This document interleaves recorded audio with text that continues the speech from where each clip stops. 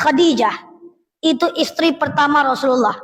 Di antara istri Rasulullah itu saya paling ngefans dengan Khadijah. Istri Rasul kan banyak, Bu.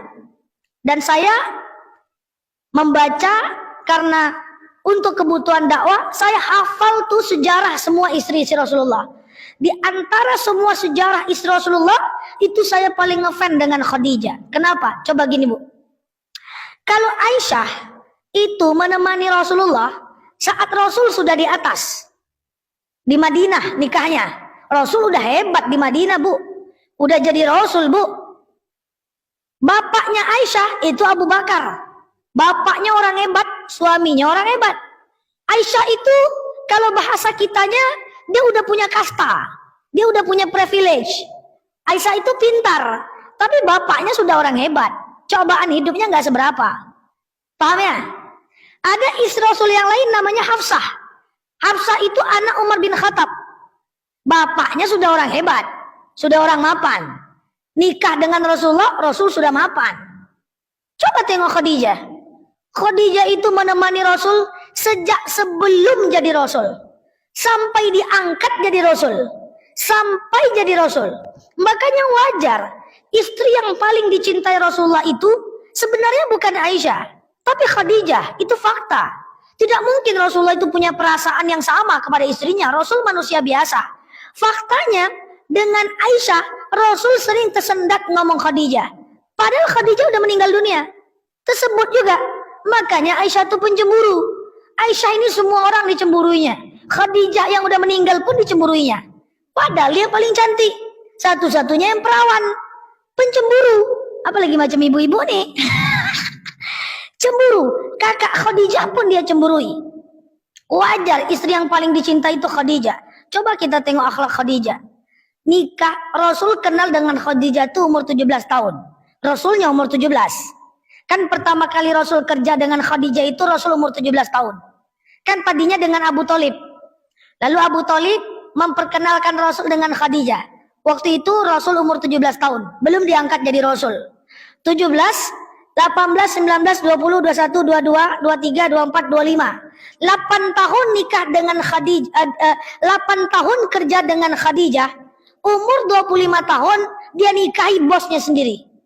Kan mantap tuh. Mantap. 8 tahun jadi karyawan Khadijah. Usia 25 tahun dia nikahi bosnya sendiri. Waktu itu Rasul kan kerja dari umur 12 tahun. Berdagang ke negeri Syam. Sampai umur 25 tahun. Berarti ada selisih waktu 13 tahun. Di antara 13 tahun ini 8 tahun kerja dengan Khadijah. 5 tahun kerja dengan Abu Thalib. Kan gitu kan? 5 tahun dengan Abu Thalib. Usia 12 sampai 17 dengan Abu Thalib. Umur 17 sampai 25 dengan Khadijah. Ganti bos lah. Ganti perusahaan. Itu selama 13 tahun Rasul bekerja. Itu Rasul sanggup memberikan mas kawin kepada Khadijah. Itu 2 kilogram emas dan 100 ekor unta. Berapa tuh coba mas kawinnya? Besar mas kawinnya. 2 kilogram emas, 100 ekor unta. Satu unta yang paling kurus di kota Mekah aja 50 juta. Kali 100, setengah miliar. Emas katakan 1,1 miliar. Kali 2 kilo, 2,2 miliar. Tambah 500 juta, 2,7 miliar. Usia 25 tahun mas kawinnya segitu. Maka siapa yang berani bilang Muhammad miskin, letakkan orangnya ke sini. Muhammad itu mapan. Dia miskinnya cuma sebentar. Itu pun karena diboikot. Kan diboikot perusahaannya oleh orang Yahudi. Tapi masih lama itu diboikotnya, menjelang setelah umur 40 tahun boikotnya. Tapi Rasulullah itu mapan. Suami istri bekerja. Waktu itu mas kawin itu terasa kecil oleh Khadijah. Karena Khadijah itu untanya ribuan. Khadijah itu pedagang, pengusaha besar. Semua nak dijualnya. Kurma dia jual, kebun dia jual, susu dia jual, susu unta dia jual, semua dia jual. Itu Khadijah. Nikah dengan Khadijah ini, waktu itu Khadijah top 1 wanita paling kaya di kota Mekah. Bayangkan. Top 1 nomor 1 paling kaya di kota Mekah. Kalau ibu pergi umroh, maaf ya bu, 1/3 kota Mekah itu tanahnya Khadijah. Mulai dari rumah Rasulullah sampai ke belakang Pasar Seng, Ya kalau ibu pergi umroh nanti tanya sama ustadznya. Itu mulai dari pintu Babu Salam sampai tanah rumah kelahiran Rasul, sampai ke belakang ada mantan pasar seng, sampai itu ke Al-Masa Hotel, itu tanah Khadijah semua. Dia kaya bu, tapi dia punya sifat zuhud.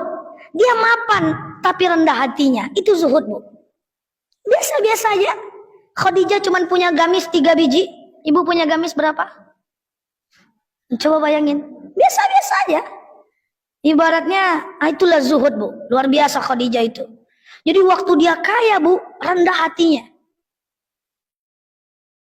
Lalu apakah Khadijah mapan aja? Enggak juga bu.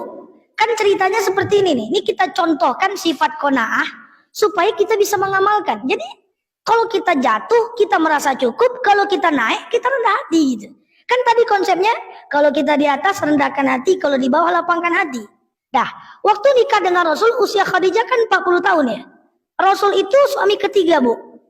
Karena Khadijah sebelum nikah dengan Rasul itu, udah nikah 2 kali bu. Jadi, waktu nikah dengan Rasul itu Rasul suami ketiga. Bu bayangkan cara menikahnya, mak comblangnya namanya Nafisah. Ada bu, nama anak Nafisah sini? Kalau ada nama Nafisah, mak comblang lah kerjanya tuh. Jadi yang menyukai Rasul ini adalah Khadijah bu. Apa kata Khadijah kepada Nafisah? Nafisah itu sepupunya Khadijah. Nafisah, aku suka dengan Muhammad. Begitulah kira-kira. Kamu bilanglah sama dia kalau kamu suka sama dia. Malu aku. Kamu aja yang bilang kalau aku suka sama Muhammad. Datanglah Nafisah kepada Muhammad, jereng. Muhammad, ada perempuan suka dengan kamu. Itu udah kerja dengan Khadijah ya. Muhammad nanya, emangnya orangnya gimana? Apa kata Nafisah? 1, orangnya tak cantik. Khadijah tuh tak cantik bu. Yang cantik itu Aisyah. Makanya Aisyah tuh diberi gelar Siti Humairah, Siti yang kemerah-merahan. Karena kulitnya merah hitam. Merah saking putihnya. Kalau ibu minta dipanggil suami Siti Humairah, tengok dulu kulit kita bu. Nggak cocok dia kalau enggak.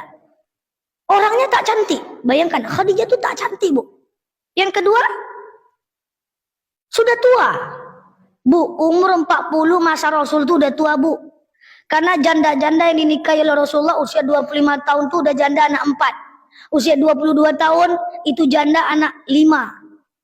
Orang sekarang umur 22 tahun main Mobile Legend. Dulu udah 5 anak bu, usia 22 tahun.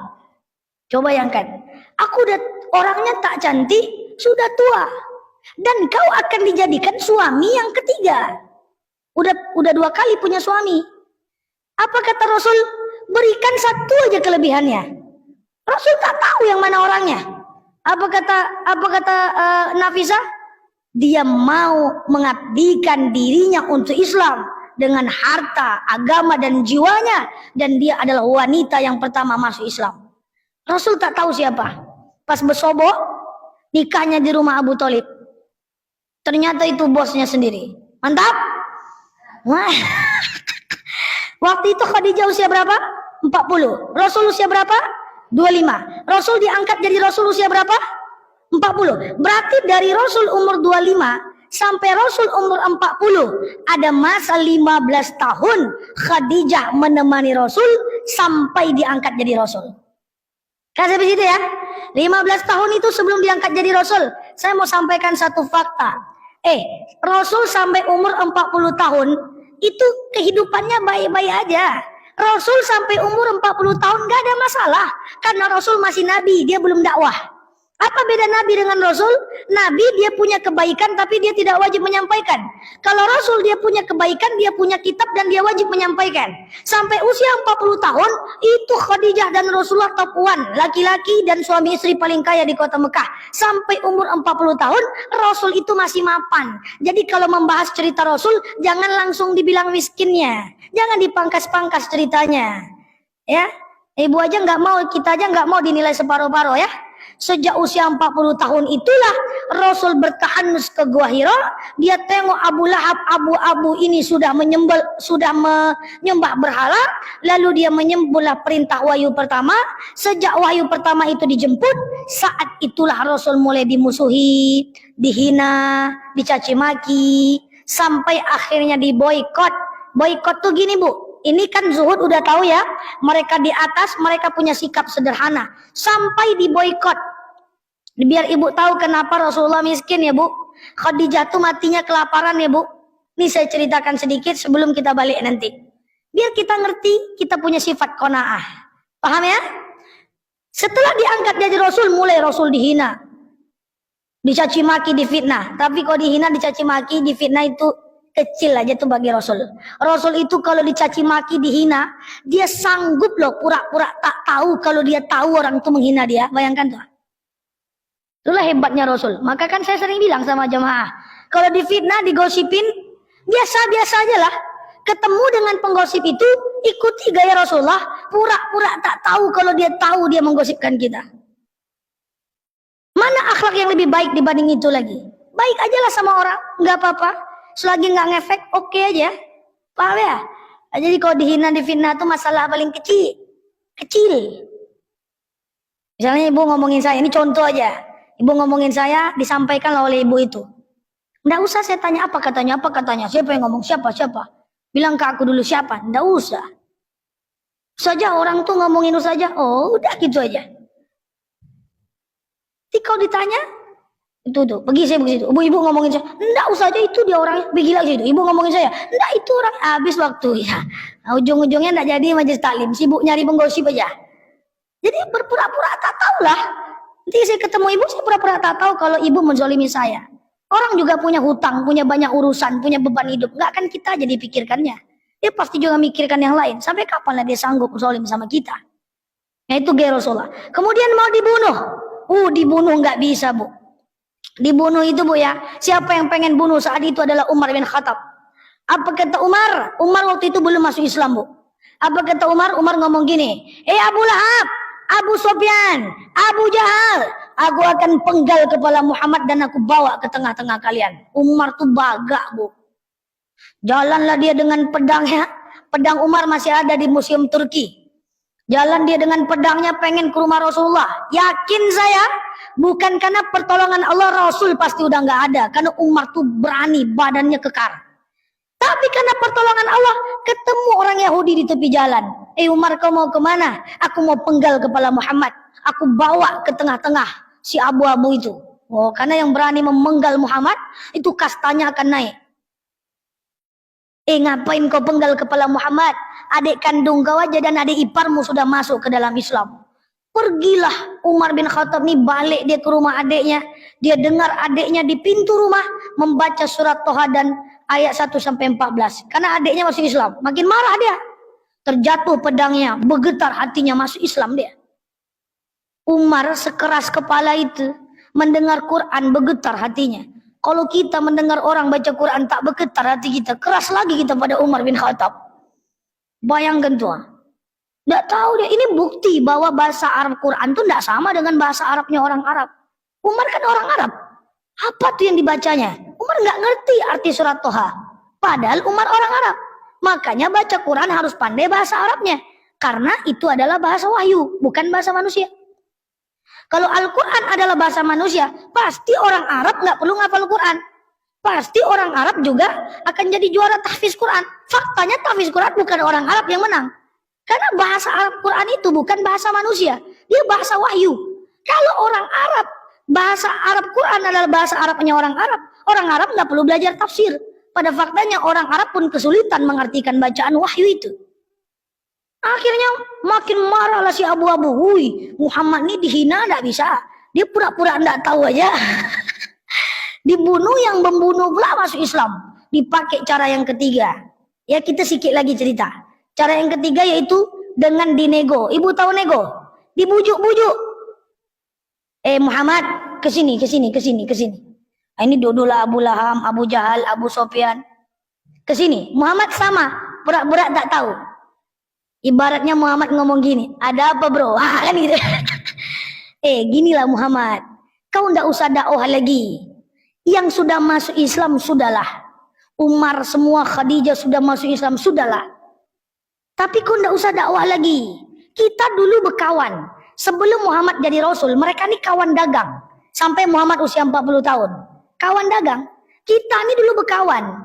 Sejak kamu jadi Rasul, kita berantu-antu, bertengkar. Nggak usah kamu dakwah, yang sudah masuk Islam sudahlah, kita nggak usah lagi dakwah. Caranya gimana kata Muhammad? Gini, sehari kau sembah Tuhan kami, sehari kami sembah Tuhanmu. Cocok tak? Kata Muhammad, tak cocok. Dinaikkan lagi nego. Kalau enggak gini aja, sehari kau sembah Tuhan kami, setahun kami sembah Tuhanmu.